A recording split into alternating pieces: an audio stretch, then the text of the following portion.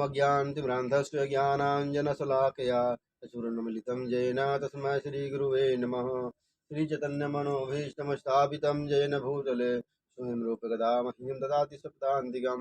वन्देऽहं श्रीगुरु श्रीयुतपदकमलं श्रीगुरून् वैष्णवास्य श्रीरूपं सागरजातं सहगणरघुनाथान्वितं तं सजीवं साद्वैतं साधुतं पर्यनसहितं कृष्णचैतन्यदेवं श्रीराधा कृष्णपदान् सहगणललिता श्रीविशाखान्वितांस्। हे कृष्ण करुणा सिंधु दीनबंधु जगतपते गोपेश गोपिका कांत राधा कांत नमस्तुते तत्कांचन गौरांगी राधे वृंदावनेश्वरी वृषभानुसुते देवी प्रणमाम हरिप्रिये वंशाकल्पतरुभ्यश्च कृपा सिन्धुभ्येव च पतितानां पावनेभ्यो वैष्णवेभ्यो नमो नमः। नमो ओं विष्णुपदाय कृष्णप्रेष्ठाय भूतले श्रीमते भक्तिवेदांत स्वामिति नामने नमस्ते सरस्वती देवे गौरवाणी प्रचारिणे निर्विशेष शून्यवादी पश्चादेशतारिणे श्री कृष्ण चैतन्य प्रभु नित्यानंद श्री अद्वैत गदाधर श्रीवसादि गौर भक्त वृंद। हरे कृष्ण कृष्ण कृष्ण हरे हरे हरे राम राम राम हरे हरे। ओम नमो भगवते वासुदेवाय। ओम नमो भगवते वासुदेवाय।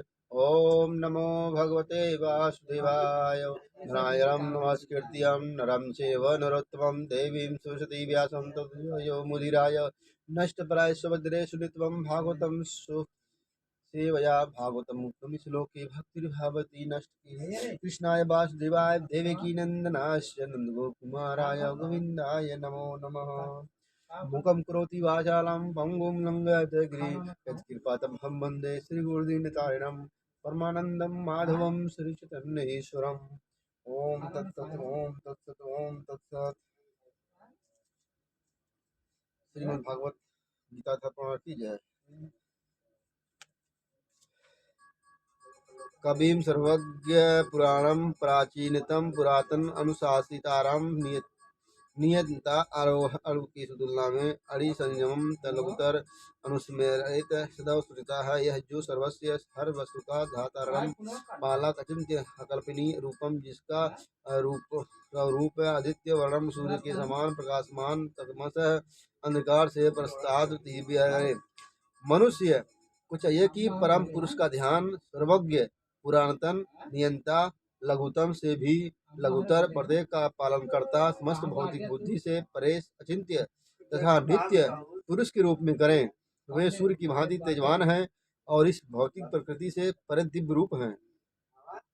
तात्पर्य में दिया गया है। इस श्लोक में परमेश्वर के चिंतन की विधि का वर्णन हुआ है।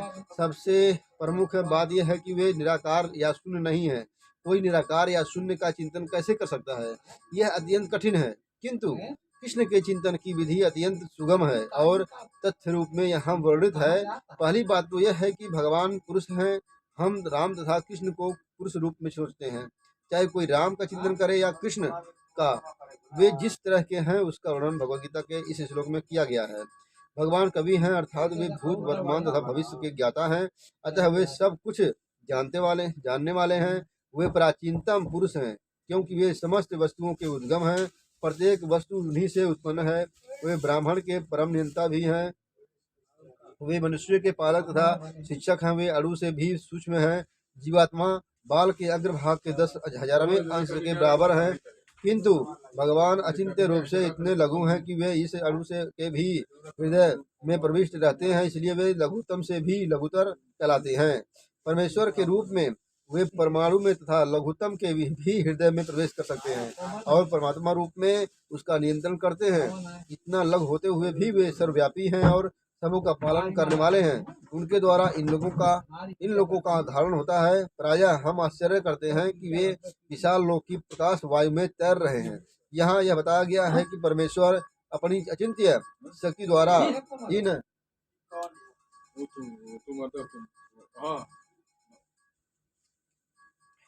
इस बात का खंडन और कौन कर सकता है। इस वे इस भौतिक जगत में व्याप्त हैं, फिर भी इससे परे हैं। हम इसी भौतिक जगत को ठीक ठीक नहीं समझ पाते। तो जो आध्यात्मिक जगत की तुलना में नगण्य है, तो फिर हमें कैसे जान सकते हैं कि इसके परे क्या है। अचिंत्य का अर्थ है इस भौतिक जगत में